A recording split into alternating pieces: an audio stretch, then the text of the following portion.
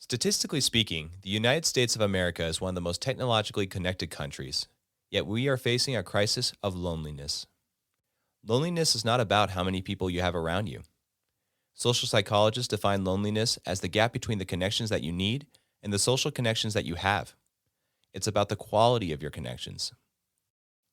When the human person becomes isolated, when they are not receiving the authentic connections they need, the consequences are devastating.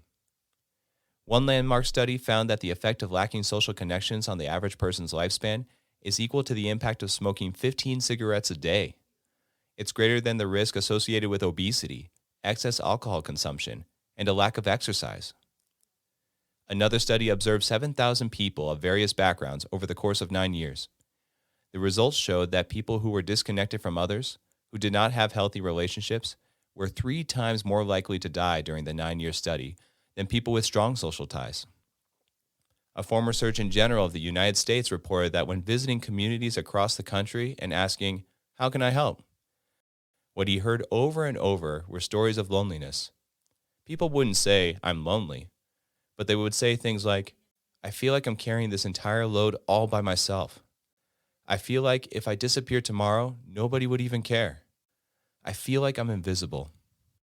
It has become the hidden epidemic of our time.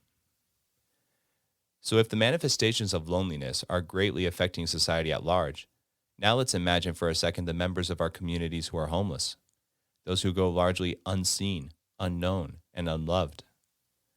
If we want to build stronger communities, where even the most vulnerable and poor in our streets have the best chance for a dignified life, what can be done? At Christ in the City, we seek out the poorest of the poor. In the U.S., that means those experiencing some of the most extreme cases of loneliness and isolation, the homeless.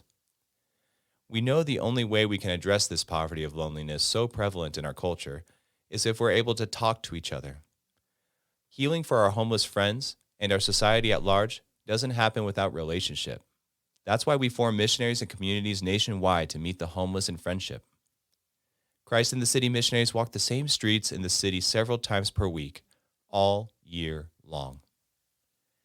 They go out with no agenda other than to build the human connection that is so desperately needed, to show our friends that there is something in them that is lovable, that if they disappeared, there is someone who would care.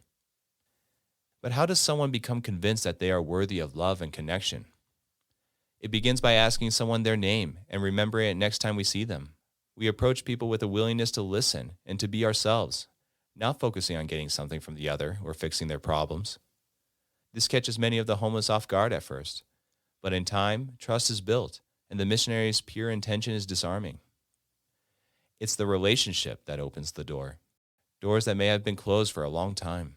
It's the human connection that is the catalyst for our homeless friends to take advantage of housing, sobriety programs, and job opportunities, to overcome the depression and loneliness that is often so paralyzing. Studies show people who feel more connected to others have lower levels of anxiety and depression. They also have higher self-esteem, greater empathy for others, are more trusting and cooperative, and, as a consequence, others are more open to trusting and cooperating with them. As our friends recognize they are worthy of being loved and capable of being in relationship again, they begin a journey of healing that could change the course of their lives. The missionaries believed I was a good person when I couldn't believe it myself. That changed everything for me. The missionaries would tell me over and over, "You are a good mom." They convinced me to have my daughter. I was in a really dark place. You guys have brought back happiness and hope into my life. As we build connected lives, we make it possible to build a connected world. It starts with the person in front of you.